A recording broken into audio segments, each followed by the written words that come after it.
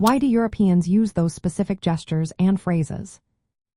Imagine walking through a busy European city and noticing people making hand signs or saying things that seem strange. Have you ever wondered why they do that?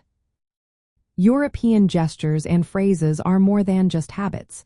They are part of a long history of social customs and cultural meanings. These non-verbal cues have developed over centuries, shaped by local traditions, historical events, and social etiquette. For example, the thumbs-up sign is widely seen as a sign of approval or agreement in many parts of Europe. But in some countries, like parts of the Middle East, it can be considered offensive. So, knowing this helps prevent misunderstandings. The V for victory sign is another example. In most of Europe and the United States, it means victory or peace.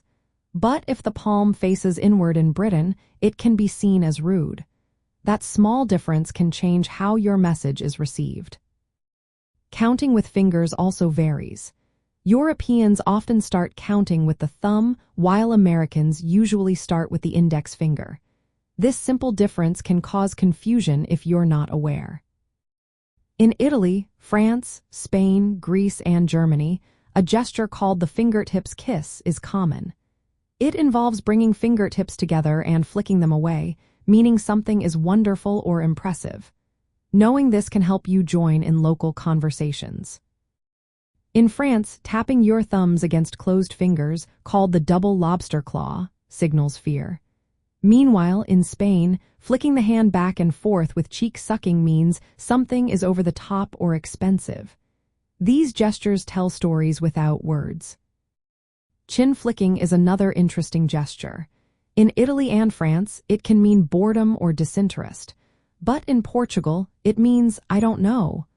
Recognizing these signs helps you understand what people are really saying. The OK sign, made by forming a circle with thumb and forefinger, usually means everything is fine. But in France, it can mean zero or worthless, and in Japan, it can mean money. So context is everything. For Americans living, working, or retiring in Europe, understanding these gestures is key. It helps avoid unintentional offense and shows respect for local customs. Using the right handshake is also important. In Northern Europe, quick and firm handshakes are common. In Southern Europe, handshakes tend to be longer and warmer. In Turkey, a very firm handshake might seem rude. Being aware of these differences makes daily interactions smoother. Whether you're at a social gathering or in a professional setting, knowing what gestures mean can make a big difference.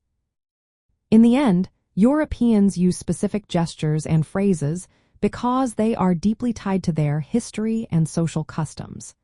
Learning these nonverbal cues helps you connect better and enjoy your experience in Europe more fully.